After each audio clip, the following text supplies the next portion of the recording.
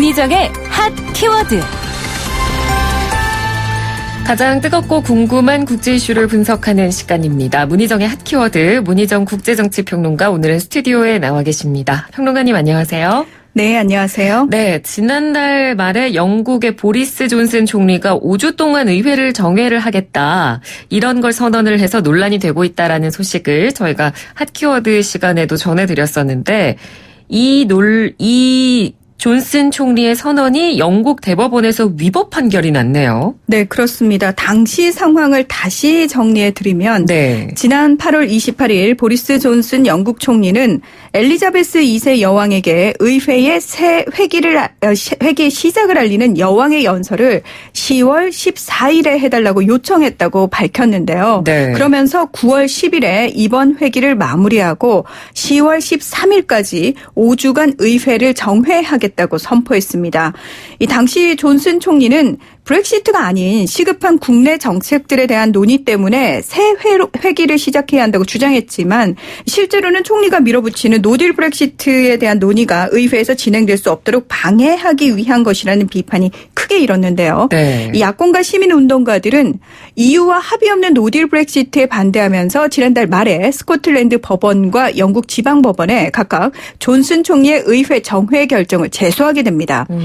스코틀랜드 법원은 지난 11일에 재판부 만장일치로 존슨 총리의 동기에 의회 방해라는 부적절한 목적이 작용했다며 의회 정회 결정이 위법이라고 판결을 했고요. 하지만 런던 고등법원은 해당 사안이 정치적인 문제일 뿐 법원이 심리할 문제가 아니라면서 기각함으로써 이 상반된 결정이 나오게 됩니다.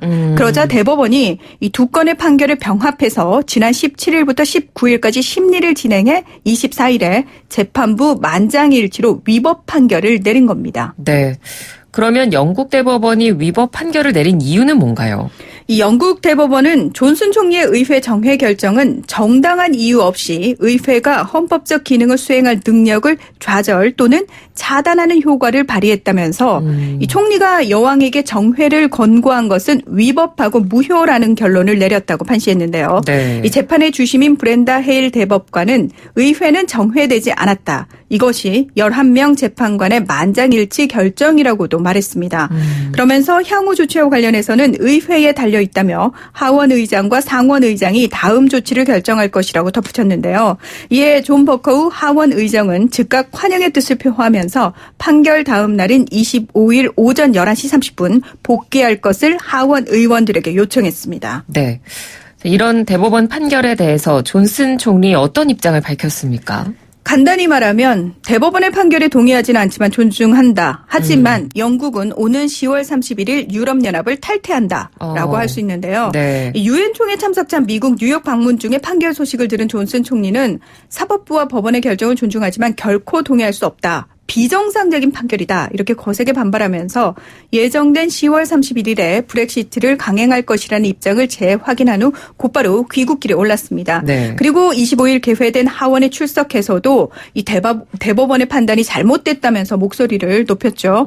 영국 일간지 가디언은 존슨 총리가 즉시 뉴욕 방문을 중단하고 런던으로 돌아가 격분한 하원 의원들과 맞닥뜨리게 됐다며 굴욕적이다라고 평가를 했는데요. 하지만 한편에서는 존슨 총리가 26일 의회에서 또다시 이 조기 총선 안을 표결에 붙일 계획이며 만약 여기서 패배한다면 다시 의회 정회를 시도할 것이라는 얘기도 나오고 있는 상황입니다. 네.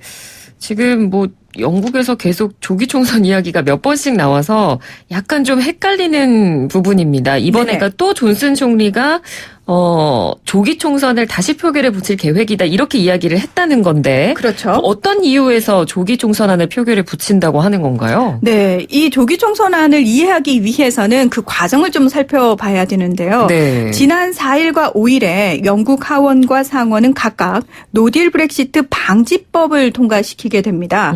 이 법안은 EU 정상회의 다음 날인 10월 19일까지 이 정부가 EU와 브렉시트에 합의하거나 또는 아무 협상 없이 EU를 탈퇴하는 노딜 브렉시트에 대해서는 의회 승인을 얻도록 강제하고 있습니다. 네. 더불어 합의를 하지 못하거나 노딜의 상황이 되면 존슨 총리는 EU 집행위원회에 브렉시트를 내년 1월 31일까지 연기할 수 있도록 요청하는 서한을 보내야 한다. 라는 내용도 포함되어 있는데요.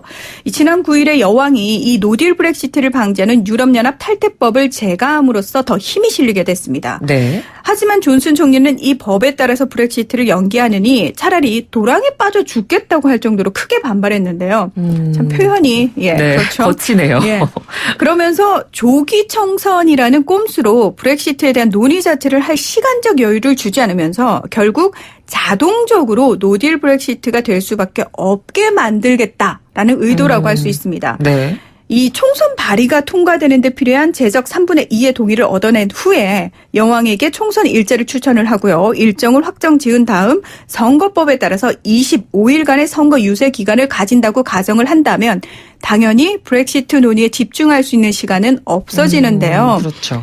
이 의회를 해산하는 거기 때문에 네. 이 새로운 내각을 또 구성을 한다고 해도 14일이라는 시간이 따로 또 필요하기 때문에 존슨 총리는 불신임안이라든지 조기 총선 등을 통해서 시간 벌기에 나설 가능성이 높다는 분석이 많습니다. 네, 그러니까 이미 의회는 열렸고 그렇다면 존슨 총리가 시간을 벌기 위해서 또다시 조기 총선안을 표결에 붙일 것이다 이런 이야기죠. 그렇습니다. 이 존슨 총리는 브렉시트 연기법을 뒤집고 다음 달 말 브렉시트를 강행하고자 지난 4일과 10일 두 번이나 조기 총선 동의안을 표결에 붙였지만 거듭 퇴짜를 맞았는데요. 네. 이거 그도 그럴 것이 얼마 전 당론을 어긴 보수당 의원 21명을 존슨 총리 스스로 제명한 데다가 그렇죠.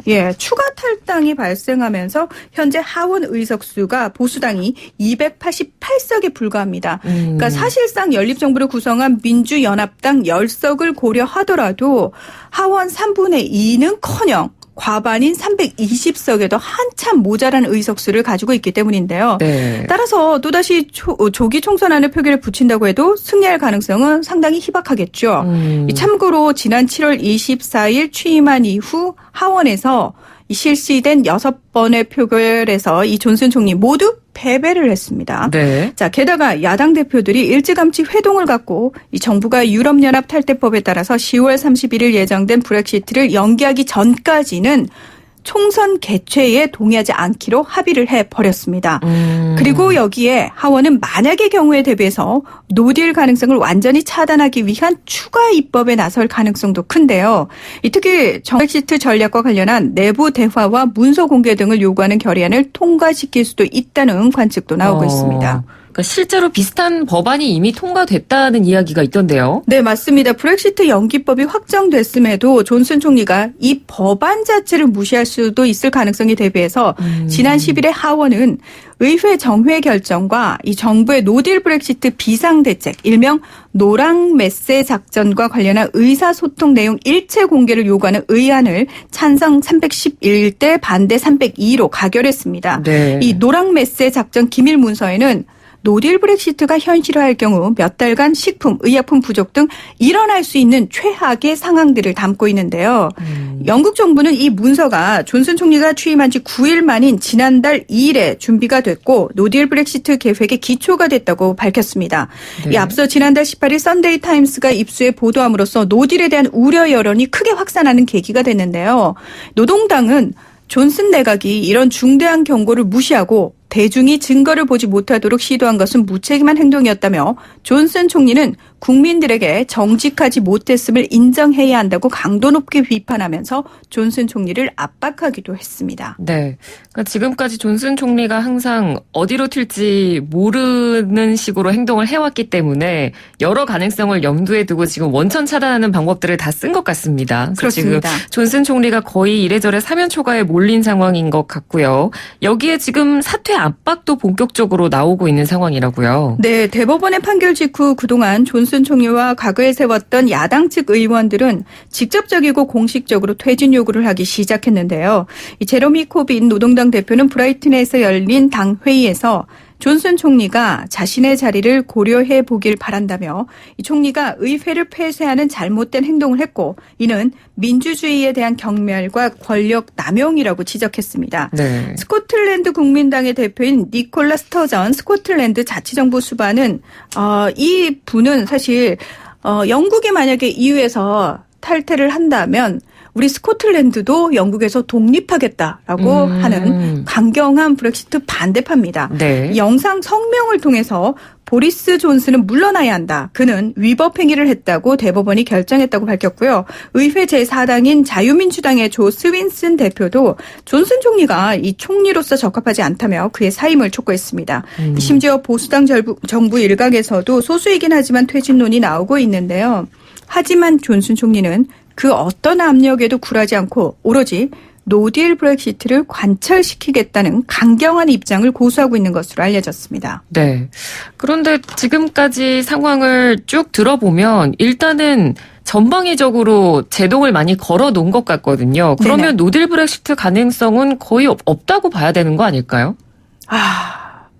이 하원이요. 말씀하신 것처럼 법적 제동 장치들을 아무리 꼼꼼하게 마련한다고 하더라도 완전하지는 않을 것이라는 지적이 나오고 있는데요. 네. 그 이유를 지금부터 설명을 드리겠습니다. 네. 이 영국의 텔레그래프는 존슨 총리가 브렉시트 연기를 막기 위해서 일종의 사보타즈, 그러니까 고의로 방해하는 행위죠. 의도적인 파괴라든지 태업 등을 고려하고 있다는 내용의 보도를 내놓기도 했습니다. 네. 그러니까 이 내용에 따르면 유럽연합 탈퇴법에 따라서 EU에 브렉시트 연기를 요청하되 사실은 우리는 이걸 원하고 있지 않고 브렉시트를 연기할 이유도 없다. 라는 식으로 속내를 밝힘으로써 오히려 EU 측에서 영국 요청을 거부하도록 유도할 수도 있다는 건데요. 네. 게다가 프랑스의 경우 더 이상 브렉시트를 연기해 줄 뜻이 없음을 공공연하게 밝히고 있기 때문에 존슨 총리의 전략이 효과를 거둘 가능성이 충분히 있습니다. 그러니까 뭐 법에 따라서 서한 보낼게. 근데 EU가 거부하면 우리도 어쩔 수 없잖아? 요거라고 보실 수 그런 있고요. 식의 시나리오를 이제 보리스 존슨 총리는 예상을 하고 있을 수도 있다는 거네요. 맞습니다. 그리고 또 미국의 월스트리트 저널은 브렉시트 연기가 이 EU 27개 회원국 만장일치가 돼야지만 사실 가능하거든요. 네. 이 점을 이용해서 아마도 영국이 이 개별 회원국을 공략하는 방법을 동원해서 반대표를 던져라. 그래서 브렉시트가 연기되지 않도록 할 가능성이 있다라는 방법을 얘기를 했습니다. 네. 또 한편에서는 굉장히 극단적인 방법이긴 한데 존슨 총리가 아예 법 자체를 위반하는 불복종을 통해서 노딜 브렉시트를 강행할 수도 있다라는 얘기가 있는데요. 이렇게 되면 법 위반을 했기 때문에 네. 교도소에 가고 재판을 받겠죠. 그걸 감수하고서라도 노딜 브렉시트를 강행하지 않겠느냐라는 얘기도 나올 정도라는 거죠. 근데 존슨 총리가 왜 이렇게 노딜 브렉시트를 이렇게 간절히 원하나요? 저는 이 부분이 가장 궁금해요. 존슨 총리는 노딜 브렉시트를 원한다기보다는 사실은 무조건 유럽연합을 탈퇴하겠답니다. 이 사람이 그 런던 시장일 때 브렉시트 논의가 처음 나오거든요. 네. 그 당시 총리가 데이비드 캐머런이었는데 보수당이 조금 지지세가 약해지니까 총선을 위해서 뭔가 지지자들을 결집시킬 수 있는 방법이 없을까를 생각하다가 보수당이 다시 정권을 잡게 되면 여러분이 그토록 원하는 영국을 다시 위대하게 만들 수 있는 브렉시트를 하겠다. 왜? 이유는 이미 프랑스와 독일이 사실 굉장히 실권을 잡고 있는 상황이었기 때문에 영국 입장에서는 우리가 해가 지지 않는 나라였는데 자존심이 상한다. 게다가 경제력에 따라서 분담금을 내고 있는데 우리는 굉장히 많은 분담금을 내지만 그 분담금이 거의 대부분 다 어디로 간다? 남유럽이나 어려운 나라 쪽으로 간다. 우리한테는 혜택이 전혀 없다라는 식으로 강조를 하는 거군요. 네. 근데 사실 그거는 사실이 아님에도 불구하고 그런 식으로 호도를 한 거죠. 네. 그리고 지지자들을 결집을 해서 브렉시트 결정을 하게 된 겁니다. 그래서 그 당시에 거기에 앞장서면서 그런 논리들을 펼쳤던 사람이 바로 보리스 존슨 당시 런던 시장이었습니다. 그렇군요. 알겠습니다. 또 영국 정치 상황은 계속해서 저희가 또 지켜봐야 될 것 같습니다. 오늘 말씀 잘 들었습니다. 고맙습니다. 네, 고맙습니다. 네, 지금까지 문희정 국제정치평론가였습니다.